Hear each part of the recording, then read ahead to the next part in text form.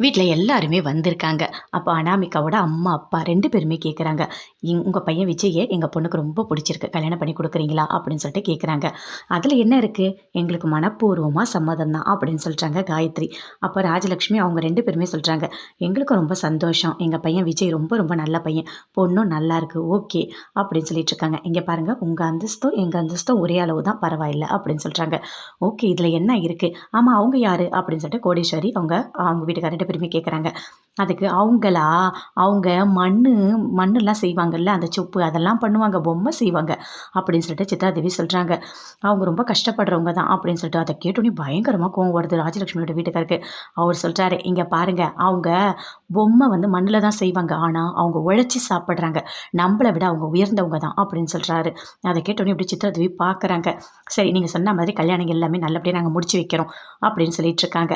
"சரி, நம்ம சாமி கும்பிடலாம் வாங்க. ஆனா பொண்ணுங்க எல்லாரும் தான் சாமி கும்பிடணும்" அப்படின்னு சொல்றாங்க. "அதெல்லாம் முடியாது. பையனுங்க தான் சாமி கும்பிடுவோம்" அப்படின்னு சொல்றாங்க.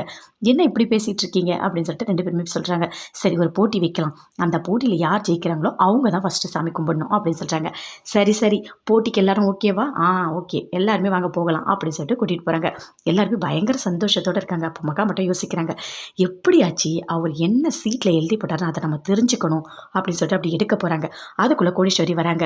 "என்ன பண்ற மகா அங்க?" அப்படின்னு சொல்லிட்டு. "இல்ல, அந்த சீட்ல அவரோட ஆசைய எழுதி போட்டிருக்காரு. அத பார்க்கணும். அதனால தான் நான் எடுக்க போறேன்" அப்படின்னு சொல்லிட்டு மகா சொல்றாங்க. "என்ன பண்ற? ஐய்யயோ! தப்பு, தப்பு, தப்பு. நீ இதெல்லாம் பண்ணவே கூடாது. சாமி குத்தமாயிடும். புரியுதா உனக்கு? அவரு ரொம்ப ஆசையா எழுதி போட்டிருக்காரு. அது நடக்கணும்ல. நீ எடுத்துட்டா எப்படி நடக்கும்? அதெல்லாம் பண்ணக்கூடாது. வா போலாம்" அப்படின்னு சொல்லிட்டு அப்படி கைய பிடிச்சு கூட்டிட்டு போறாங்க. "அம்மா, ஏம்மா நீ இதெல்லாம் பண்ணிட்டு இருக்க? நான் பார்த்தா ஒண்ணும் தப்பு இல்லம்மா. அவரோட ஒய்ஃப் தானே நானு" அப்படின்னு சொல்லிட்டு மகா சொல்றாங்க. "இங்க பாரு, சாமி கிட்டலாம் விளையாடக்கூடாது. அம்மா சொன்னா கேட்பல்ல. வா போலாம். அங்க பாரு, எல்லாரும் போட்டி வச்சிருக்காங்க. வா போலாம்" அப்படின்னு சொல்லிட்டு அங்கேருந்து கோடீஸ்வரி அப்படி மகா கைய பிடிச்சு இழுத்துட்டு போறாங்க. மகா ஒரு மாரி ஃபீல் பண்ணிக்கிட்டு அந்த டப்பாவையே பார்க்குறாங்க. ஐயோ! அந்த சீட்ட எடுக்கவே முடியலையே அப்படின்னு சொல்லிட்டு பயங்கரமா ஃபீல் பண்றாங்க. கோடீஸ்வரி அங்கேருந்து கூட்டிட்டு போறாங்க.